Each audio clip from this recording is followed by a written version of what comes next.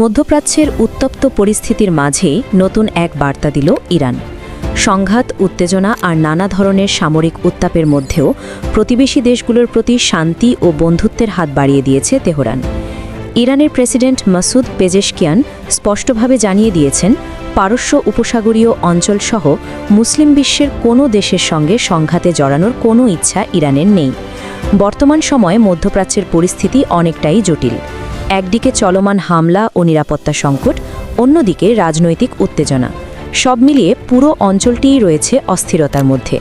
ঠিক এমন সময়ে ইরানের পক্ষ থেকে এই শান্তির বার্তাকে অনেক বিশ্লেষক গুরুত্বপূর্ণ হিসেবেই দেখছেন। সামাজিক যোগাযোগ মাধ্যম এক্সে দেওয়া এক বার্তায় ইরানের প্রেসিডেন্ট প্রতিবেশী দেশগুলোকে ভাই হিসেবে উল্লেখ করেন। তিনি বলেন, মুসলিম বিশ্বের ভেতরে যদি বিভাজন তৈরি হয়, যদি মতপার্থক্য বড় হয়ে ওঠে, তাহলে সেই সুযোগ নেয় বাইরের শক্তিগুলো। তার ভাষায়, বিশেষ করে জায়ানবাড়ি শক্তি মুসলিম দেশগুলোর ভেতরের মতবিরোধকে কাজে লাগানোর চেষ্টা করে। এই কারণেই তিনি মুসলিম রাষ্ট্রগুলোর প্রতি আহ্বান জানিয়েছেন ভ্রাতৃত্বের সম্পর্ক আরও দৃঢ় করতে, বিভেদ ভুলে ঐক্যবদ্ধ হতে। তার মতে, পারস্পরিক সহযোগিতা ও বোঝাপড়াই হতে পারে এই অঞ্চলের স্থিতিশীলতার মূল চাবিকাঠি।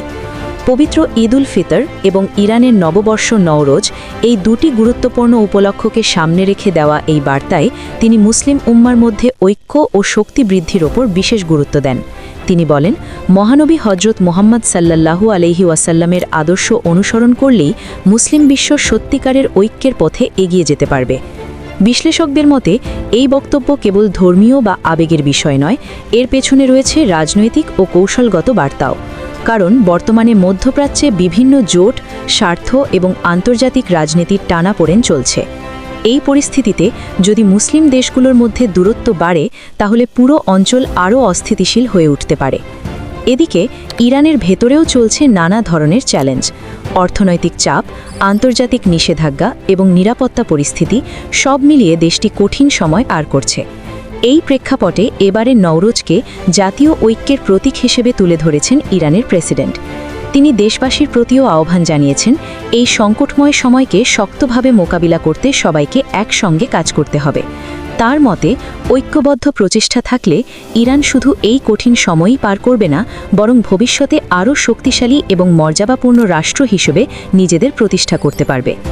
রাজনৈতিক বিশ্লেষকরা বলছেন, এই বার্তার মাধ্যমে একদিকে যেমন প্রতিবেশী দেশগুলোর সঙ্গে সম্পর্ক স্বাভাবিক রাখার ইঙ্গিত দেওয়া হয়েছে, অন্যদিকে দেশের ভেতরেও একটি ঐক্যের পরিবেশ তৈরি করার চেষ্টা করা হয়েছে।